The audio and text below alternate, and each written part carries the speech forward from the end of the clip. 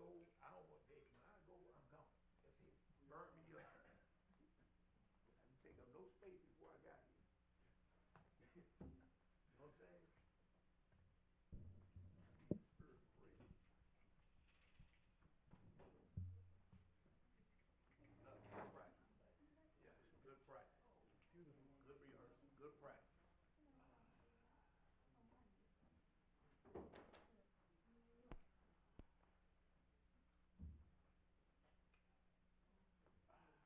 Sister Gill, I got something I want to get. I want to show you.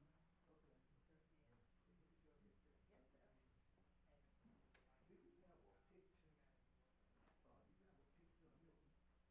Do you have a picture of Milton? Yeah, okay. 'Cause I pulled this card.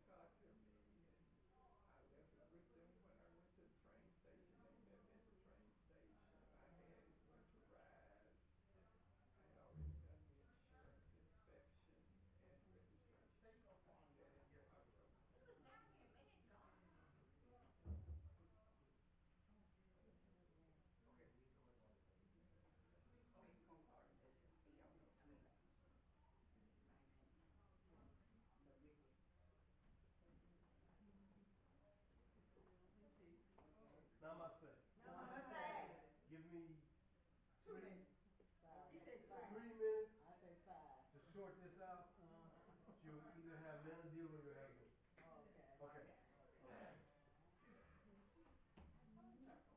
Nana's walking in the door now. Okay, see, there we go. There it is. So I'm gonna sit and enjoy. No, I'll teach you next time.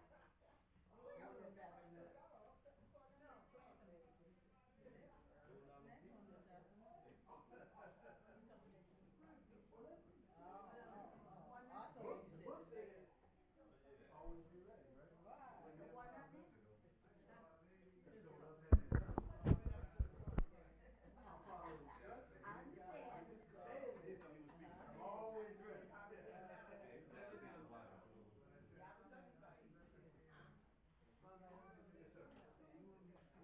I want you to teach class because you're supposed to teach class. Now, you don't want to teach class, I'll teach class.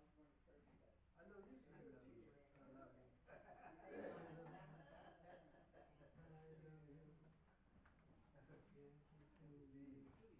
See, you're the headliner today. Oh, I seem to be the headliner everywhere. Hey! When the shoe fits, you must wear it. Well,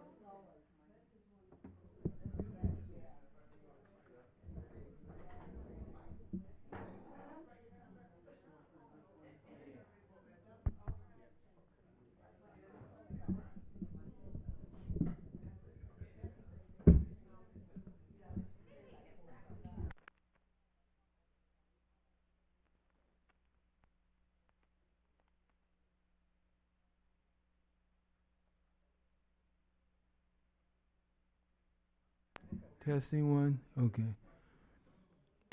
All right. Namaste, everyone. How is everyone this afternoon? Wonderfully blessed and highly favored. The bishop is, where's the bishop? In New York, I believe. He's in New York. Okay. This time of year is one of my favorite times of year because it lets us look at the rich heritage from which we have come in terms of a people and in terms of the creation of a whole new race of people. And when I speak to people about creating a whole new race of people, they said, what do you mean create a whole new race of people? Only God can do that. I said, yes, God can, in fact, does create new races of people, and he's doing it all the time because he causes people to cooperate with each other, and that, makes for a new race of people. But the question has always been, where did the Indians go? There were a lot of Native Americans here when the European came to this continent. And if it had not been for the Native American, the people coming here seeking freedom and seeking increase in their quality of life would not have been able to survive. The Native American taught the European how to plant crops, how to hunt animals, how to live off of the land. And above all, he taught the European to respect nature. Now, we hear a lot about tornadoes in the Midwest and about catastrophes, whole cities being wiped out.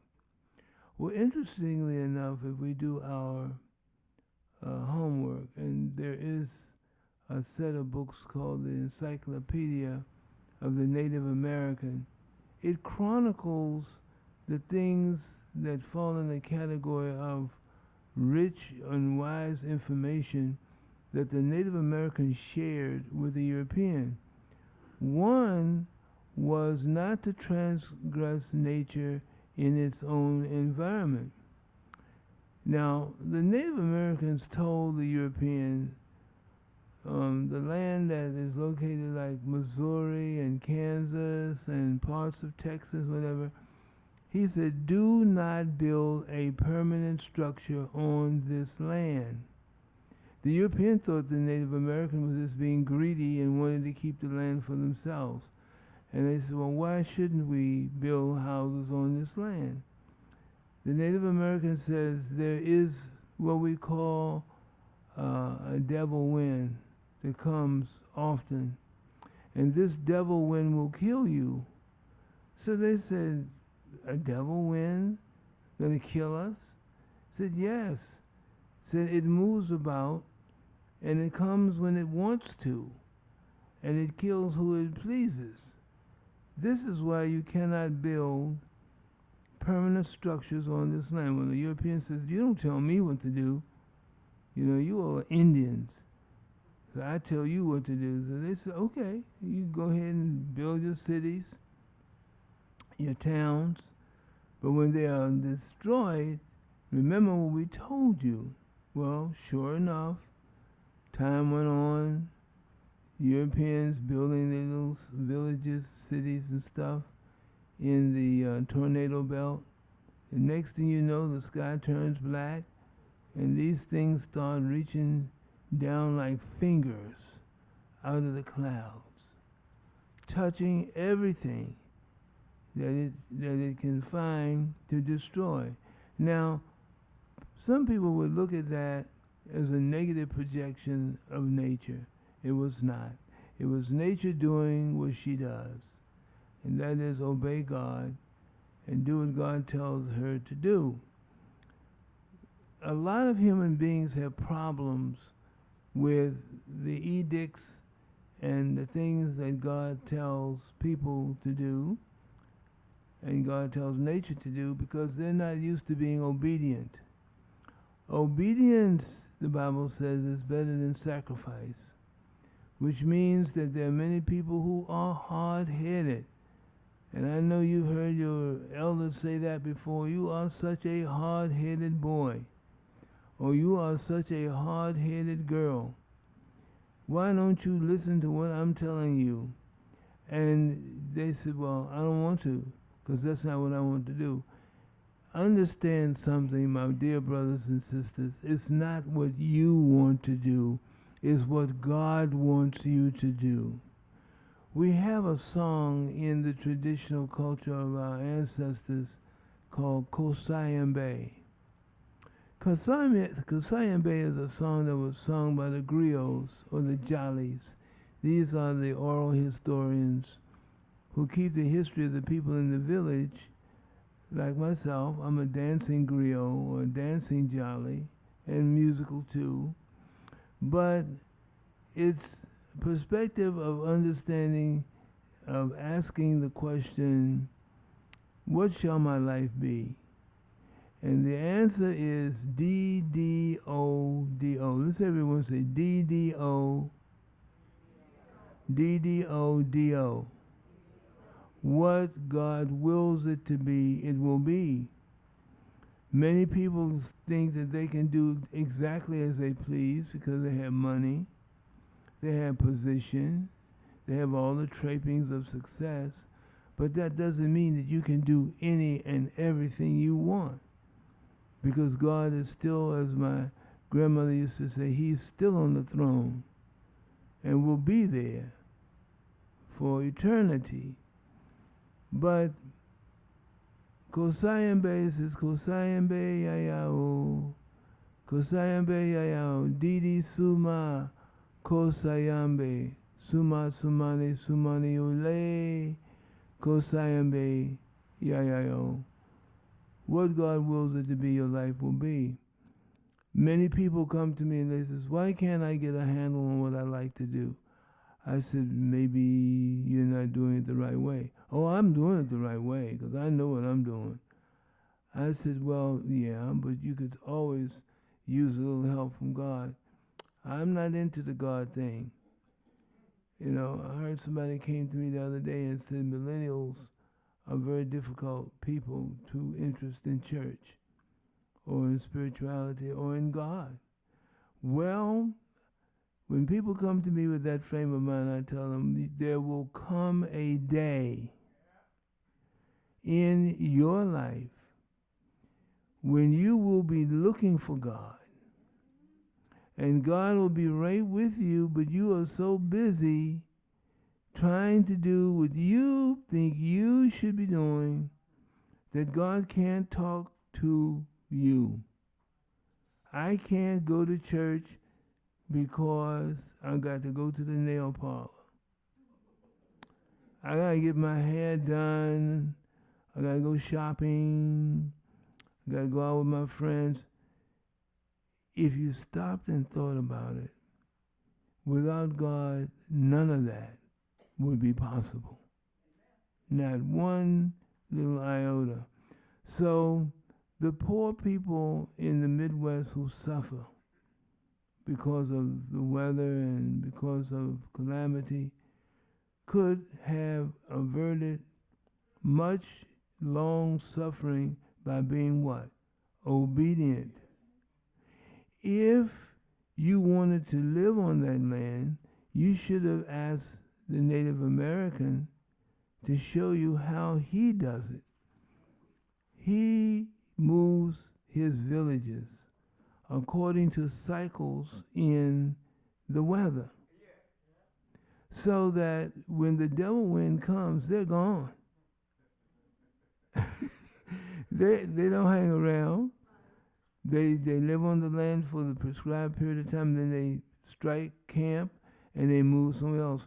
And some people have the audacity to demean or condescend nomadic peoples. The Israelites were nomadic peoples. They moved from place to place, seeking what God would have them do. But in the process of doing that, they met many calamities.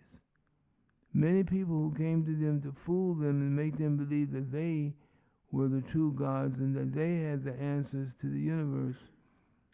Be put on notice that no one individual other than God can tell you what the universe is going to be.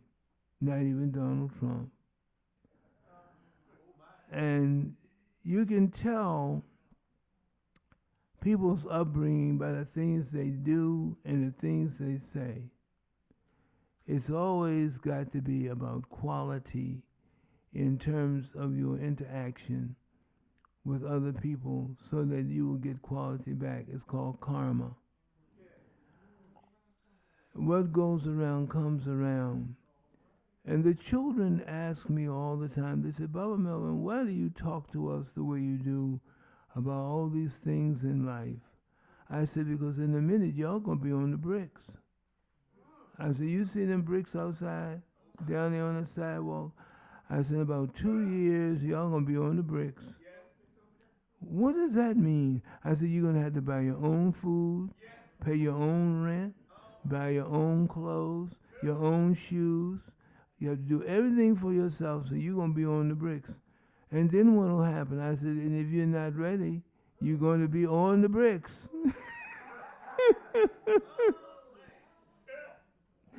You're going to be on the bricks. So we talk about, this is me and my students, we talk about why they do certain dances and what do certain dances mean. The Native American always does dances to honor Wankantanka. They call God Wankantanka. And they will sing Wankantanka, yay, yay, Wankantanka, singing yes, God. All the time, yes to God, because they know that they are chosen people, and there was more than one chosen group of people on the planet. And I'm going to speak on that in the next couple of weeks. I'm going to do the Sunday homily. But I'm going to talk about the whole concept of being a chosen people to do certain things. But the students always want to know what constitutes one who is obedient again. And I said, doing what God would have you to do rather than what man would have you to do. I says, now, I want you to be reminded that old Slewfoot does not have a tail or horns, but Slewfoot wears a 4-piece suit, pants, jacket, a vest, and a hat. Okay? And he is most attractive and most convincing. And I said, if you ever come upon Slewfoot, know that he will use his charisma to attract you.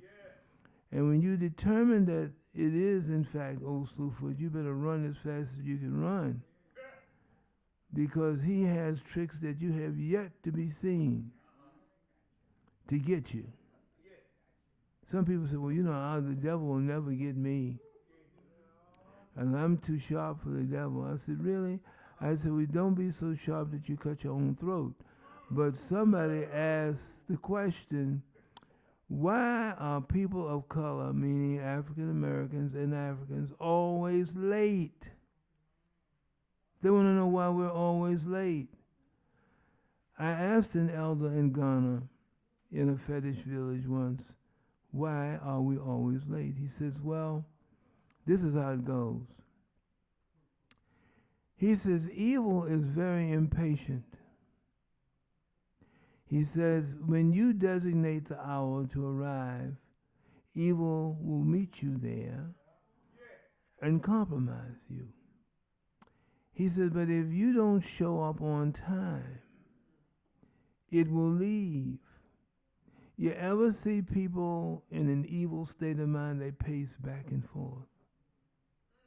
They pace endlessly, walking back and forth.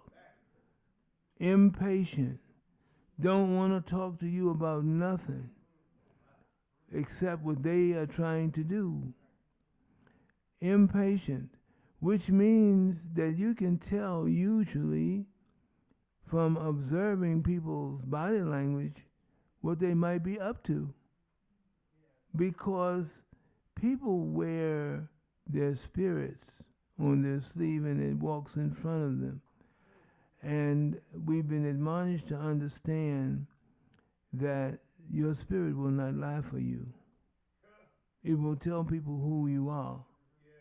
Because it belongs to God and it's given charge to tell what? The truth.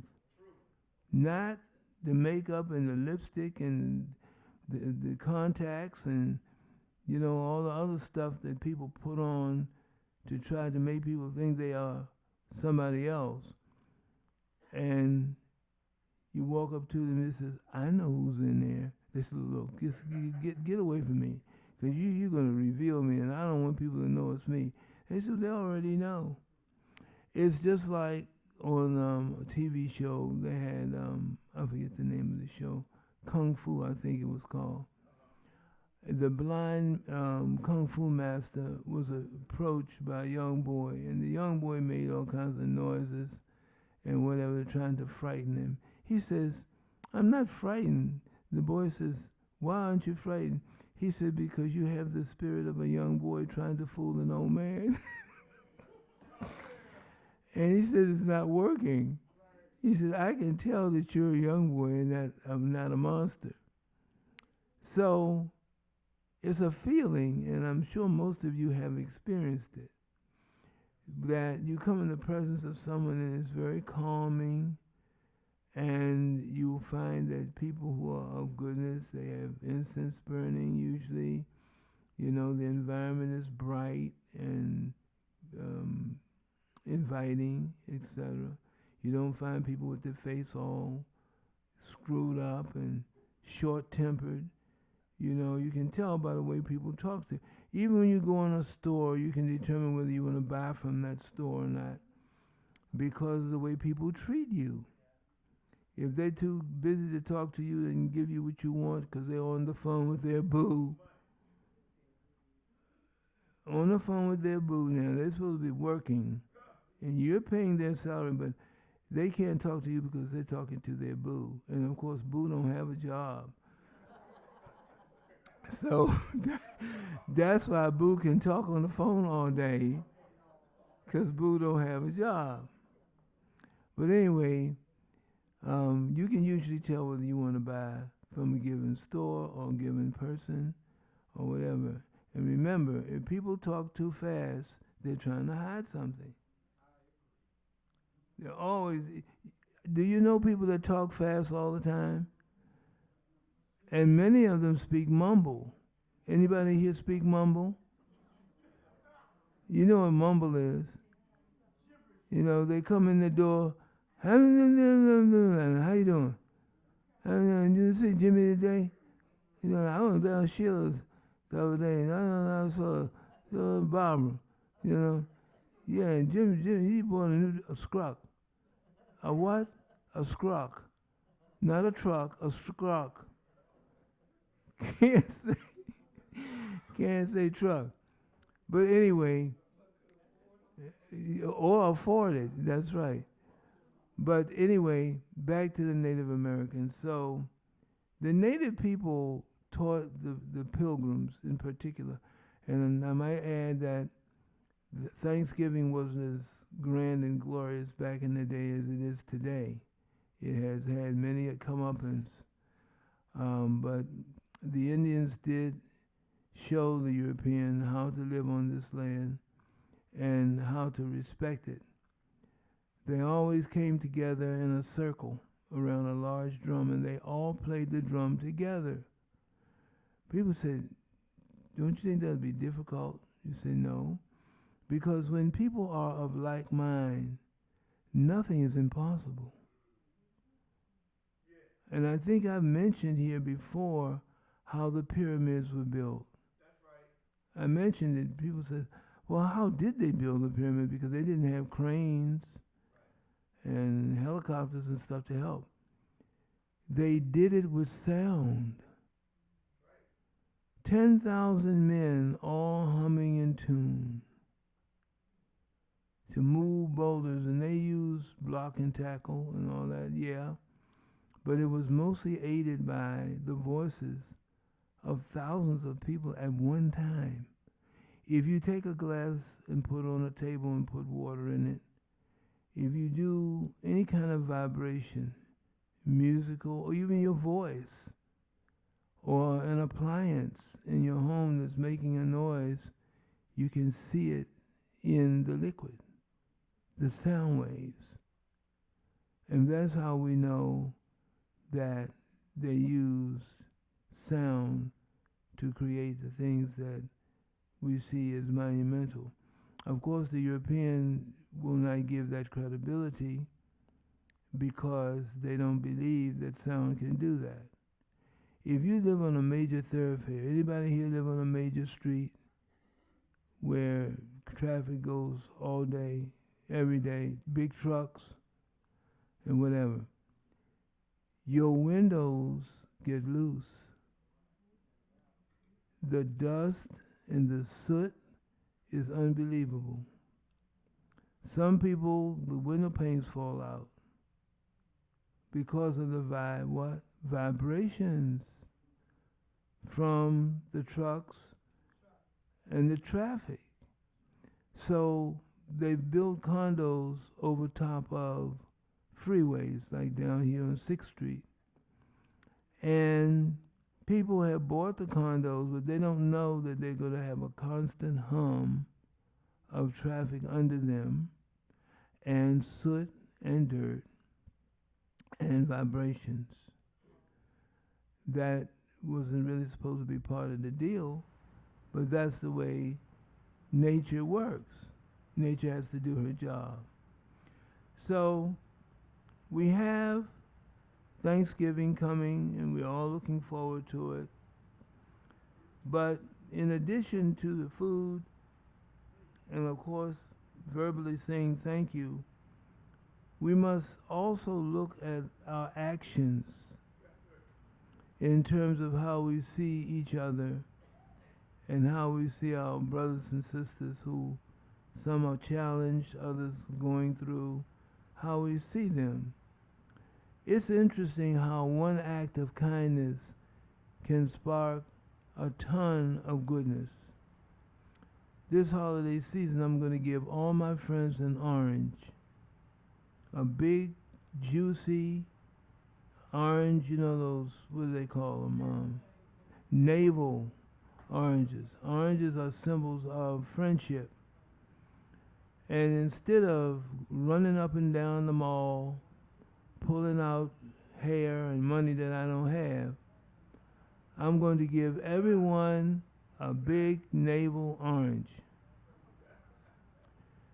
And believe me, you will enjoy, they will enjoy, when they sit and peel that orange and eat it, they will think about you. They say, what a wonderful gift. It tastes good. And it didn't cost that much. You know, because some people go out and they buy these big gifts for people, and they give it to the people, and they want to know, well, why you didn't appreciate that gift that I gave you? No, I spent 2 weeks looking for that in the mall.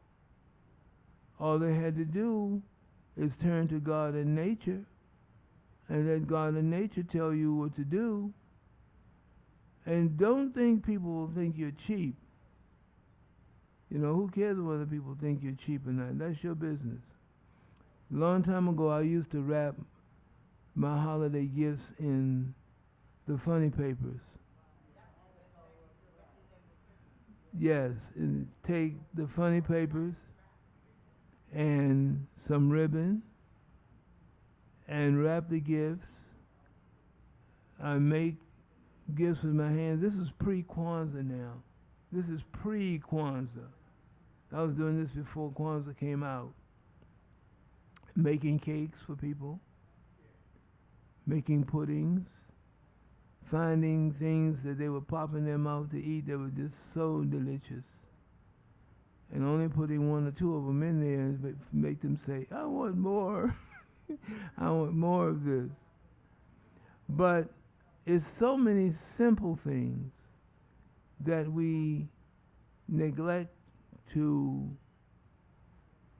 lift up that would make our life much more quality and much more bearable. I talked to our elder sisters about not being afraid to take a young girl aside and say, come here, do you know how to cook? And 9 times in 10 they'll say, no ma'am, or no, neither ma'am or. Would you like for me to help teach you how to cook? Or what do you know about hygiene? What do you know about being a woman?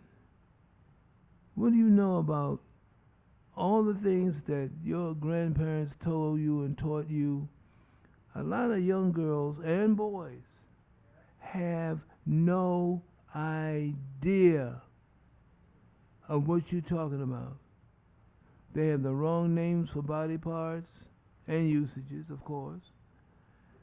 And it's just a situation when you sit down and talk to them and they finish hearing you talk, they said, well, how come other people don't talk to us about that? I said, because they don't think you're interested. I said, well, I don't care whether you're interested or not. I have to do my job as an elder. If I don't, then I'm not doing my job. It's just that simple. So you give the best of what you can give all the time. And it's going to be flawed because humans are not perfect. See, I asked somebody last night, and they were talking about what somebody couldn't do. I said, do you know anybody that doesn't have scrapes and cuts on their knees? Do you know anyone that does not have scrapes and cuts on their knees? Everybody in here got scrapes and cuts on their knees from one thing or the other that you have had happen in your life. You bear marks of what? The circumstance. That's right. Chances of life. I'll stop at this point for comments.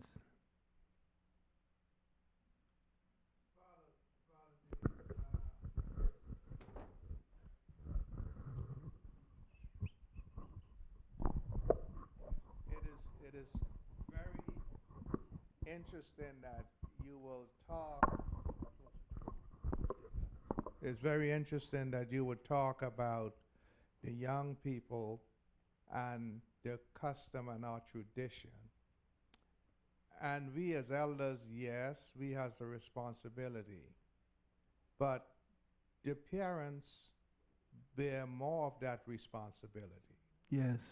Okay, you know, I was in Ghana and I said to two bishops that was with me, we walked through the village and I said to her, have you seen anything that you recognize? And she says, no. And I said, I want you to look again. And she said, what are you talking about? Are you daydreaming? And I says, no. It says, take a look at that young man sitting over there on the coconut limb that is laying low. Take a look at the young lady that is sitting next to her. And when you finish that, look over in the corner and there is 3 elders there. Mm-hmm. Okay? Yes, they are courting, but the relationship that those elders are there for, and what the young man is saying to the father, I will not violate your house. I will not. Mm-hmm. And when one elder get up to go wherever, the other one come and sit down. It's a matter of respect. Okay, and we as a people don't respect each other. Mm-hmm. We don't, and we have a major problem. I was over in Pittsburgh over the weekend, Mm-hmm. and it was sad. The lady was sweeping the floor, and the friend of mine said, "Can you get me so and so?" And she went straight there, put the trash bag down, opened the refrigerator, and passed it to her. And she says, "Okay." And she said, "Would you like to have some?" And I says, "When you and her is going to wash your hand." Why are you upset? It's not that I am upset. It is decency. If she's sweeping the floor and handling garbage, Mm-hmm. don't you think she ought to wash her hand before she go get you something to put in your mouth? Common sense. And the only thing she said to me, well, she is white. So you are telling me, and it disturbed me. When she said that this lady was white, it disturbed me. Because what you're saying to me is what we had seen our people day in and day out. The white man ice is colder, and our ice is hot. Okay? And it's a major issue with our Well, people. And I understand we've only been freed for 150 years out of 420. yes. But we have a lot of work to do. Well, that's where we come in as elders. Because we, as elders, can never lose sight of why God allowed us to live as long as we have. He didn't let us live as long as we have lived just to say you beat the odds. But He has a job for you. God has a job for everyone in here. And if you take up the mantle that God has given you, regardless of how ridiculous you think it is or people around you, I can't begin to tell you the number of projects of goodness that I've done in the community that people laughed at because they did not understand what I was doing in terms of a God calling. They said, "What are you doing? You can't do that." I said, "Watch me. Watch me do it. And then when I'm successful at doing it, I'll show you how to do it." But there's so many geniuses walking the street who have not met someone who's willing to believe in them and nurture them and trust them to do what is right. Like I mentioned the other day to the students about bar mitzvah and bat mitzvah, and how Jewish people like to marry their children to people that have as much as they do, or more. And I said, it's a situation where it's not just, I'm going to walk through the mall, give me your phone number and I'll call you up, and then come over your house with my pants hanging off my butt and my shoes without laces or untied, and ring your doorbell and want to know if you could come in. I said, back in the day, you would get the what for. My grandmother would tell you in a minute, I don't allow tramps in my house. Get away from my door until you fix yourself up. Then you can come and knock on my door. Until then, sorry, you cannot come in. People have dropped values. Why? Because it's more convenient not to be bothered until the undertaker shows up in his suit. Then everybody's scurrying around trying to find out what's going on. I met one of the most prominent undertakers in D.C. down jury duty one year. And he says, can I sit here for a minute? I said, yes. He says, you're brave. I said, why? He said, most people would have said no. I said, why? He said, you don't know me, do you? I said, no. He said, I'm one of the most prominent undertakers in town. He said, nobody wants to sit near me or talk to me because they think I'm sizing them up for a casket. He said, but that's not the case. He said, I'm a human being just like anybody else, and I would enjoy sitting here chatting with you until time to go to be called for the jury. He said, but people are prejudiced like that. And on one hand, they will welcome you for what you can do for them. But on the other hand, they will castigate you for what you do. And he handles dead bodies, and he's not to be enjoined. It's just that simple. So we're here for a purpose. I don't care how ridiculous the purpose is. It could be Mr. Lee out there on the ground pulling weeds, and people said, he's crazy. He's pulling weeds. Well, I've crawled around the ground pulling weeds too. And I can tell you one thing, when you finish, you know that there's a God in heaven. You do, because you feel better, and your body will tell you the truth. Hello? Who had the microphone?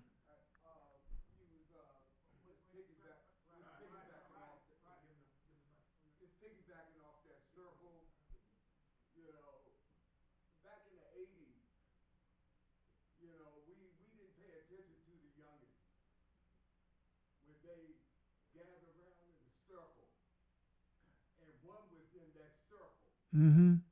That one was in that circle. Mm-hmm. You know, we talking about they knew who they were back in the 80s. Mm-hmm. They knew that they were little gods. Because they'd go around to the OG saying, what's up, OG? But we didn't know. Mm-hmm. A lot of them didn't know. You understand? So they knew who they were. They come in this world knowing who they Mm-hmm. are. Mm-hmm. But they are shunned down by our lack of knowledge. That's right. The elders' lack of knowledge. There's nothing wrong with them. It's interesting that you should mention that, because I mentioned to someone the other day about someone dropping a prenatal pearl. They said, what is a prenatal pearl? I said, when a woman is pregnant and she's about ready to give birth, God will send someone with some wisdom to speak to her. And if she accepts it, then the child, when the child is born with that knowledge or that wisdom. You hear people say, don't cast pearls before swine. But this is a divine pearl. And the person will talk to the person, and it'll be a casual conversation.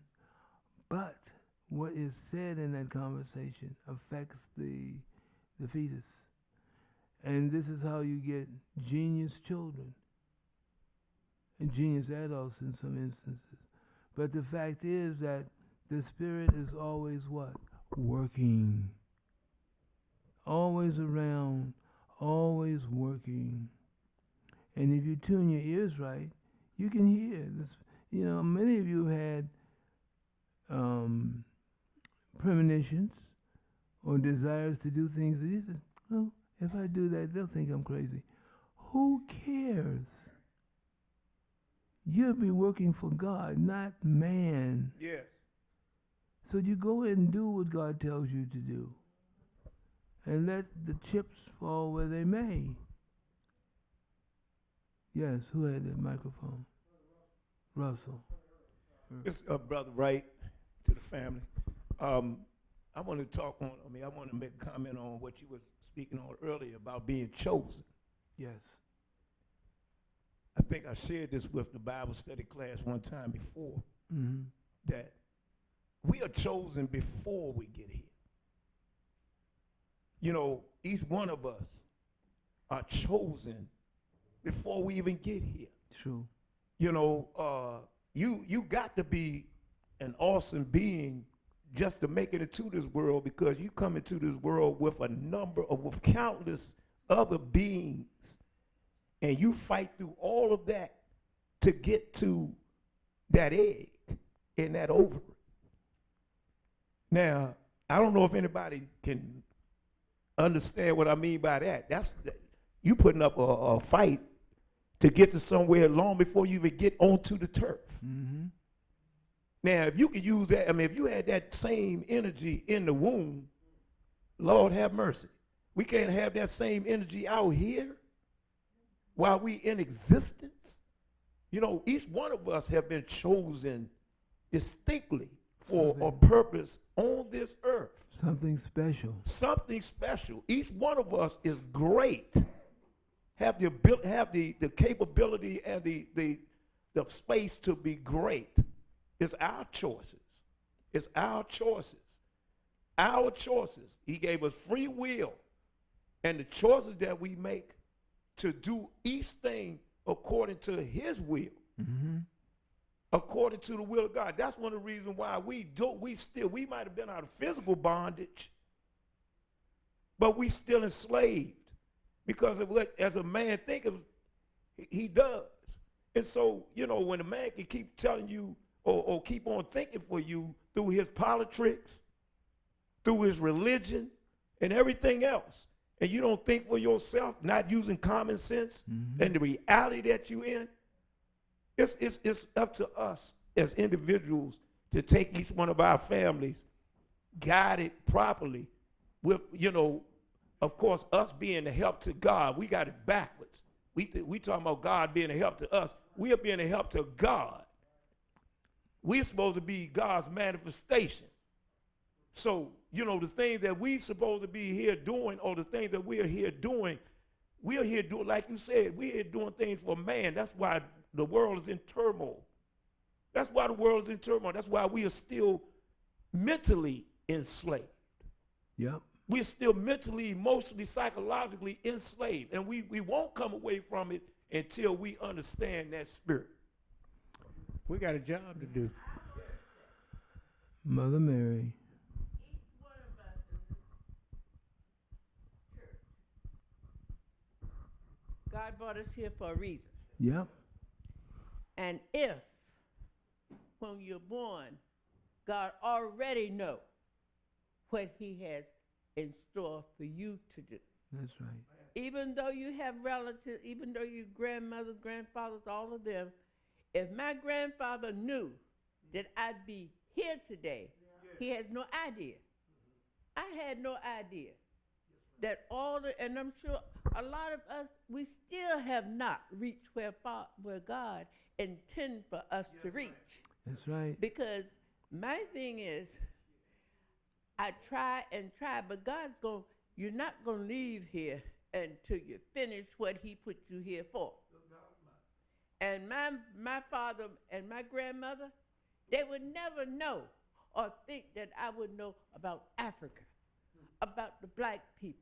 All we did when I was growing up, he taught us, yes, sir, no, sir, and eat this food. Respect. And don't worry about it. You eat that molasses on that bread.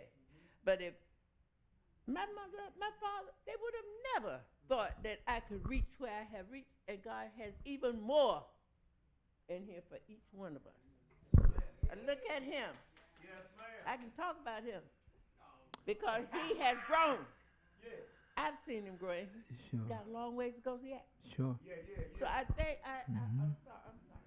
I ain't mean to get back. Well, the proverb says, The proverb says, I fear you not, for he is in me and I am in him. Therefore, there is no fear.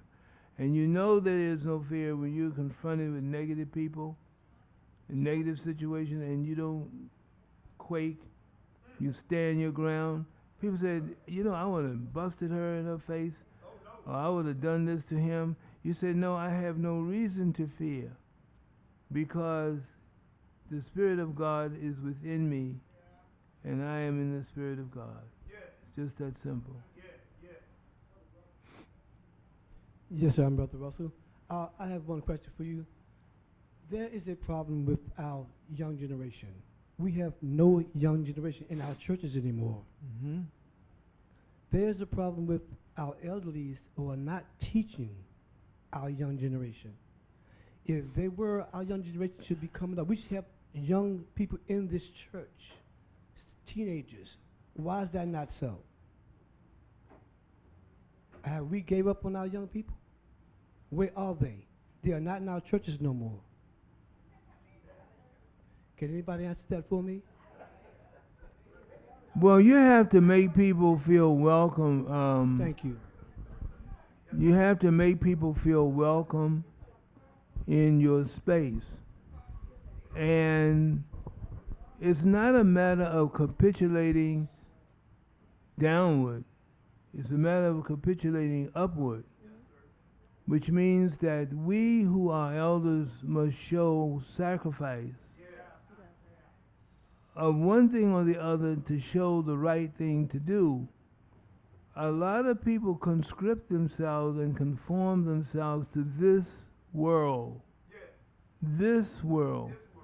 Not the spiritual world, but this world.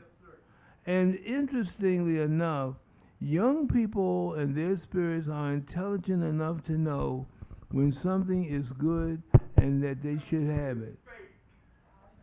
When something is fake and when it's good. That's right. They have sense enough to know.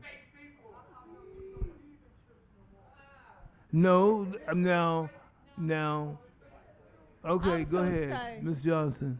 What? Come on. They're not in church. The reasons why. Because parents nowadays let their children control them.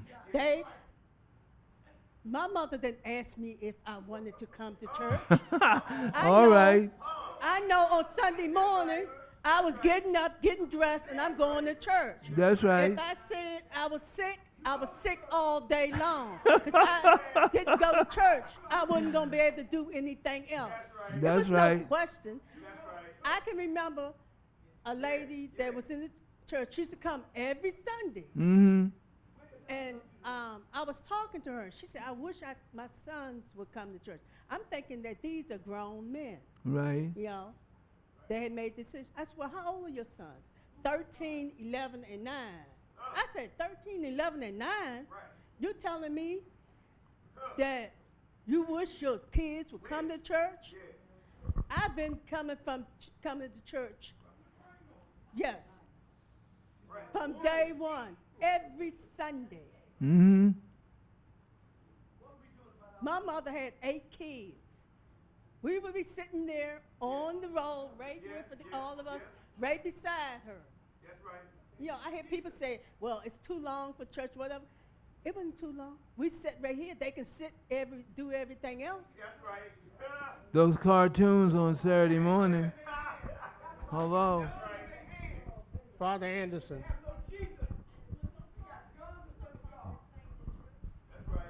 I think that there's a combination of things to answer the question about young people. And so it's not just one thing. It's nothing in life is just one thing. Right. Part of how we arrived here, for example, you talk about young parents and their inability maybe or not understanding what took place beforehand. Mm-hmm. For example, we were told we had to go to church. Mm-hmm. There was no ifs, ands, or buts about it. And if you did not, you might get knocked against the head. Mm-hmm. Now, Stick a pin in that for a minute. All right? You come up and you say, well, there's some things, and I'm not saying that there's always abuse. So that's not what I'm saying. Once in a while, somebody did get abused. However, even if you weren't abused physically, you might not have liked it. So someone says, well, I'm not going to do that with my child. Now, where did that come from? Okay? Again, what we're talking about here, just, I'm not going to be long, but I'm going to just kind of delineate it a little bit.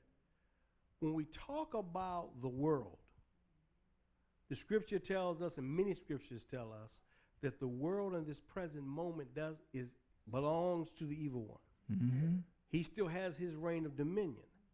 Now, hold that thought. Late 60s, early 70s, you got Dr. Spock.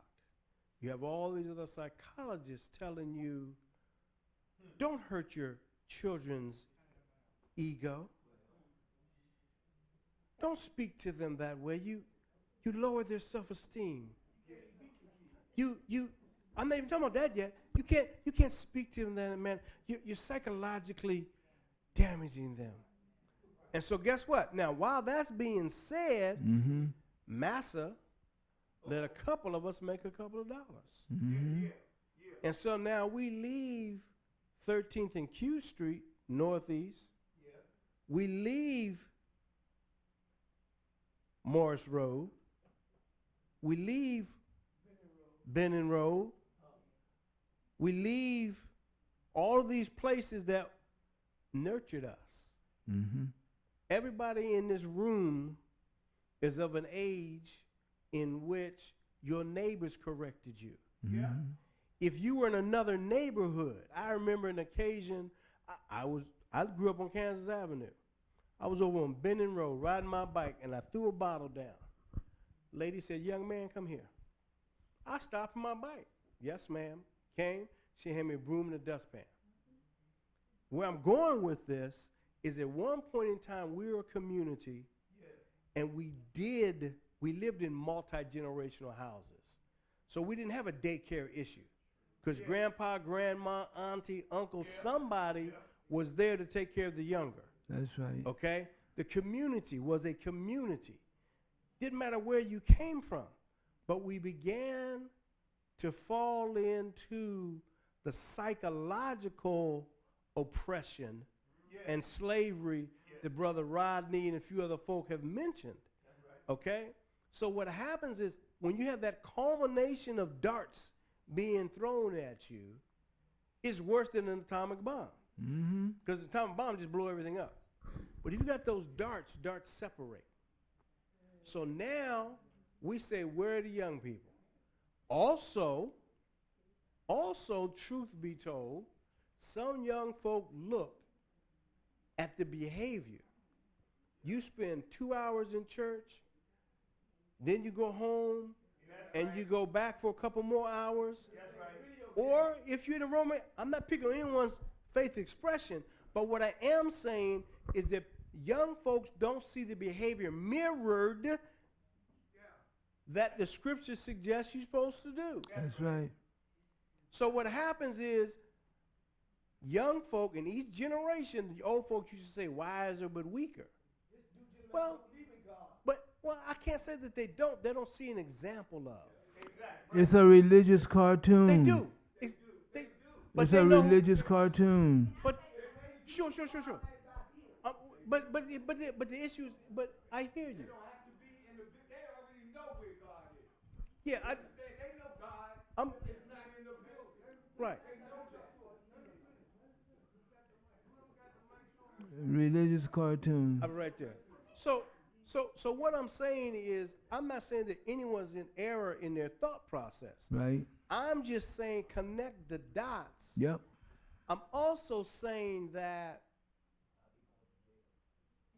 stop and think about one of the biggest tenets of Christianity, Buddhism, and several others, is forgiveness. But that starts with you. So if you've made an error, you're not that error. So if there's something that you didn't do and now that you're still breathing, do it. Instead of putting your head down. Brother Rodney said something real important. I'm almost done. Just bear with me a minute. When we look at the crack epidemic that took place, the reason those young people had the challenge that they did wasn't the behavior. It was folk who had nice jobs, was buying crack from kids. That's right. Now, some of us got ourselves back together. But what we did not do was go to Jamal and Shanika, Derek and Rhonda, and say, look, first of all, forgive me, because I should have never bought no drugs from you. Now, let me teach you the right way. Mm-hmm. That's where we fell short. That's why they don't come into houses of worship. I believe, as my brother said, they do know who God is. They just don't see who we're supposed to be. The largest challenge that we have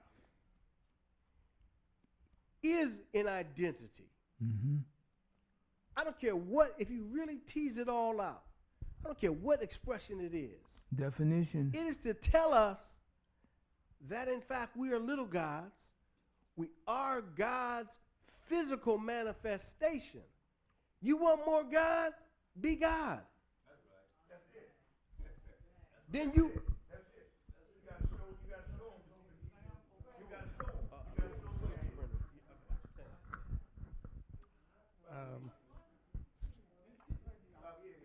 Sister Brenda. Hi, I'm Brenda, and what I wanted to say, my kids are ministers. Their sons, one of their sons is ministers. The mother-in-law is a minister. The father's a minister, and they go to another church. And you know what? It's full of young people. Young people are going to church. We see what we want to see, but God, like you said, God already got a plan. He got a plan for you, me, and them. So everything works in the plan. So I'm blessed because my kids. Sometimes I go get on the wrong road, and my daughter say, "Mommy, that's not the godly way." But I say it might not have been the godly way, but I feel good about it. Mm-hmm. What I say, I'm me, and but I'm thankful, and I love Armani Church. I love the people in the church because the church is only a building. Thank you. Pecking order. Wait, Earl. One thing too that I'm understanding out of most of this conversation, and I do understand, we're fighting a new type of war. War has been on us. It's been pervaded on us. But today it's a different type of war. That's why we can think the children not listening to us, or they're not going to church. A lot of them believe in God. A lot of them believe in God stronger than we do. They're just coming from a different avenue with it. A lot of them are whatever we want to say. But I'm telling you, we're fighting a different war right now. That's what we got to wake up to. We got to stay in the game. We got to keep fighting. I just want to reiterate something.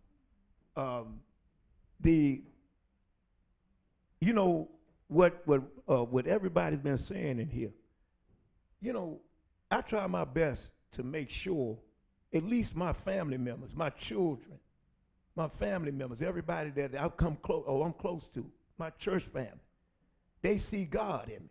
Mm-hmm. They see me operating in that spirit of goodness, of kindness, of tender love and mercy, compassion, all those things. So I don't give them a choice. My children don't have no choice when it comes to that. I don't give them a choice. You either, look, while I'm paying all these bills, like you said, until you can hit them bricks and you start paying them bills, then you can do what you want to do. I say, but when you up under me like that, you won't have no, look, your free will kicks in when you get out of this house. Okay, because right now, I gotta guide you. And I'm not gonna be so nice about it all the time. You know what I mean? And look, I'd have been locked up behind so-called straightening out children. Now, I mean, you gotta, if you lay the law down, because they would lock you up now if you straighten the kid up. I've been through it. And I'm talking about, but I'm not gonna waver. I'm not gonna waver and discipline my children or telling them where they supposed to be going. I'm not gonna fall or bend from that. You know what I mean? If God made me a man, I wasn't made a sheep. He made me a man. And so I'm going to do what a man's supposed to do for his family. Period. Yeah. There you go, sis. Okay.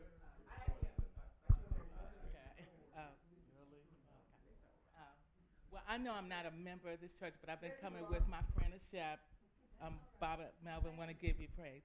I am a social worker by profession, and I heard my brother back there was talking about our young people.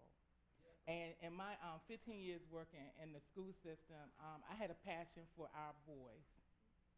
Right before I left, I did an experiment, and I went to a Caucasian principal. He and I had worked together. Mm-hmm. He was the principal of this alternative school in this county that I worked in. I wanted to do an experiment with 10 boys. I told them I needed them all melanated, no disrespect, and melanated and Hispanic. We did a 10-week session on stress and trauma. Mm-hmm. But amazingly, now you have your well made out plans, you got your curriculum, you know, what you're going to talk about every week. But there was a point where one of them, his name was Talib, I called him my little Black Panther, said to me, he said, Miss Brown, we do, our white classmates do just as much as negative behavior as we do. Mm-hmm. But you see who's in our, this was a 13-year-old. So my point is, I listened to, even though I had my well-made plans for how I wanted to run this group, I allowed them to speak from it. I always enjoy doing gender-specific groups because when you get them together and there's no influence with the girls or whatever, they speak from their heart. Mm-hmm. And these, and to address my brother in the back, they would tell me, they said, Miss Brown, what I heard the brother say about fake. Yes, they can. They are very discerning of fake. You know what it is. And they said to me, they said, we don't care, talking about administration, we don't care if you are a nerd, you know, geeky. What they were saying to me is, we will respect you Mm-hmm. if you come to us as you. Exactly. And that really, you know, resounded with me. I was like, wow. Like, we try to, you know, you have some people to say you want to get on their level, but I had many of them tell me, Miss Brown, I have the utmost respect for you because you are not trying to be like us. I came in my group, I had my expectations. Mm-hmm. This is what you weren't going to meet those expectations. The door's open. And for 10 weeks, at the end of the 10 weeks, I asked them what they got from that. And one of them, my little Black Panther, was saying that he realized in all of his behavior that he really did not know who he was, the I am. And he said, Miss Brown, I introduced meditation. Now, you know, this is public school, so I had to sneak it in. We talked about my crystals and whatever, and prayer. And I said to them at our last day, I said, do I expect you to change overnight? But at least you have heard something in this 10 weeks to make you sit down and say, I have to do better. Mm-hmm. So for what one of the brother that just said, that we have to show them, and I realized that in my 15 years that those children respected when I wasn't trying to be on their level, but be the elder. And especially when I started on my journey, my spiritual journey, I became the elder. And they respected that instead of me. And I can talk slang lingo, you know. I Mumble. can. Yeah, Mumble. Well, I can talk their language when I need to. But the ultimate was them understanding that I can respect her. Yes. So that's where, you know, and the brothers said they do know that they believe they want to see us and see our walk. That's right. The biggest way to be a Christian, because I was in church for 40 years, the one thing that I saw a lot of people use those lingos, I'm too blessed to be stressed and all that, but then you go outside and they're cursing you out. You know, so that's what they see, and they will, they being young people, especially our boys, would say, until we see you walking, don't, exactly. It's a drama. It's a drama. Way to go.